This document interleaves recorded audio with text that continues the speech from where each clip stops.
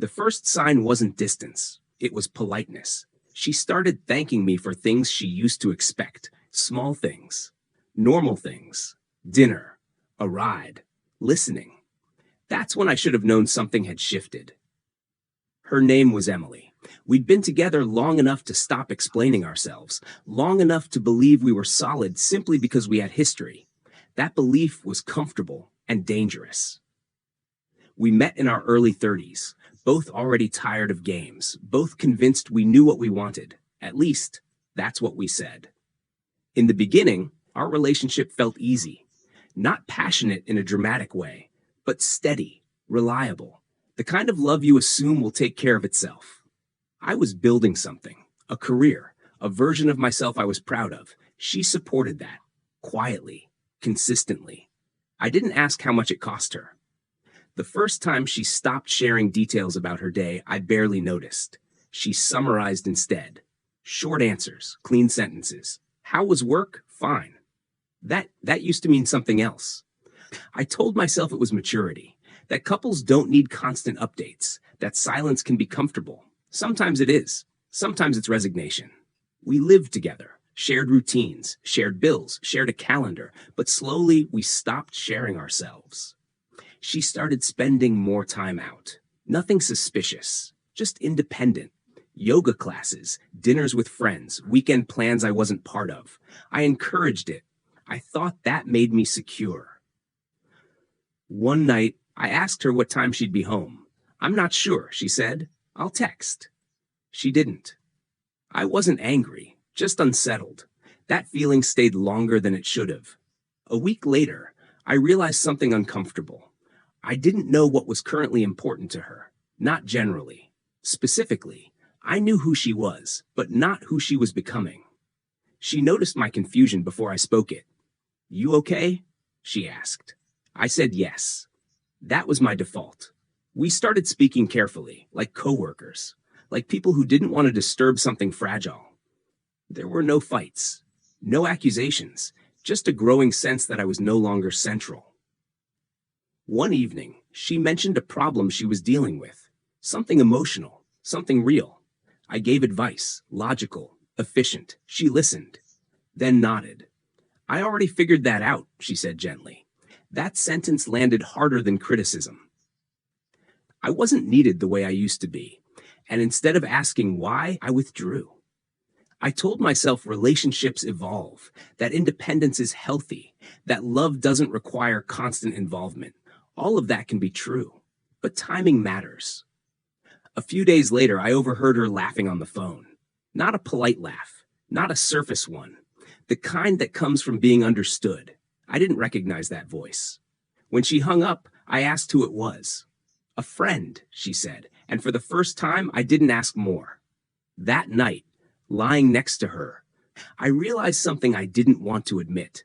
I wasn't part of her inner world anymore. I was adjacent to it. She turned off the light. "Good night," she said. I said it back, and for the first time the word felt final. I didn't know then that I was already behind, that she had been adjusting to my absence long before I noticed the distance, that by the time I felt the loss coming, she had already learned how to stand in the way I imagined. There was no build-up, no argument, no moment where everything spilled out at once. It happened on a Sunday morning. Quiet. Ordinary. That's how I knew it mattered. She was sitting at the table with her coffee, still in her robe, hair pulled back, calm, too calm. "I think we should talk," I said. She nodded, like she'd been expecting it. That hurt more than surprise would have. I told her I felt distant from her, that I didn't know where I stood anymore, that I wanted to understand what had changed. She listened without interrupting, hands wrapped around her mug, eyes steady. "I didn't want to rush this conversation," she said.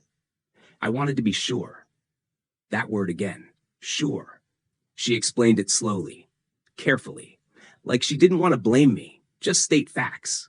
She told me she'd felt alone for a long time, not abandoned, not mistreated, just unseen. "I started handling things on my own," she said, "at first because you were busy, then because it felt easier, then because I realized I could."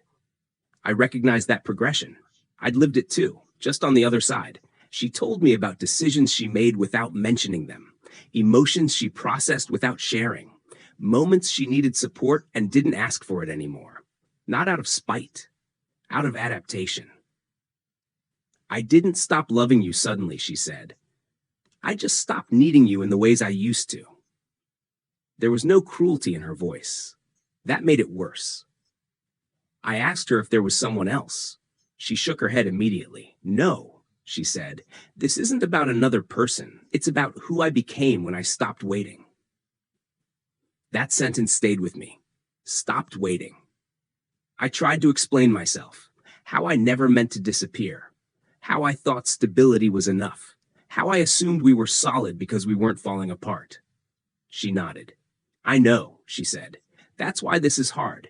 You didn't do anything wrong. You just didn't do anything with me. We sat in silence for a while. Not awkward, just heavy. Finally, I asked the question I'd been avoiding. Is this over? She took a breath. Not dramatic, just honest. I think it already happened, she said. I'm just saying it out loud now. That was the moment I felt it fully. Not panic, not anger, loss, clean, unavoidable. She wasn't leaving because she was hurt. She was leaving because she had grown, and I hadn't grown with her. She moved out 2 weeks later. There were no fights, no dramatic scenes. We divided things evenly, spoke kindly, avoided nostalgia. It felt like the ending of something that had already been processed. The apartment changed after she left, not in how it looked, in how it sounded. I noticed how quiet it was without her presence, how much space I had, how little of it felt like mine. I replayed moments I'd ignored, the questions I answered briefly, the times I chose efficiency over curiosity, the comfort I mistook for connection. I realized something uncomfortable. She didn't leave because she wanted more. She left because she had already become more. Months passed. I adjusted, built new routines, spent time alone without avoiding it. And slowly, something shifted. I stopped telling myself the story where I was blindsided. I wasn't. I was just late. Late to notice, late to ask, late to show up in the ways that mattered. One evening, I ran into her by chance. She looked good, not glowing, not transformed, just grounded. We talked briefly, politely, warmly. There was no tension. That told me everything. As we said goodbye, she smiled and said, I'm glad we had what we did. So was I. And for the first time, I meant it without wishing for more. I don't see her as someone I lost anymore. I see her as someone who taught me something essential. That presence isn't assumed. It's practiced. Some people don't leave loudly. They grow quietly. And one day, they realize they no longer fit in the space you offered. I didn't lose her to someone else. I lost her to her own strength, and that's something I can finally respect.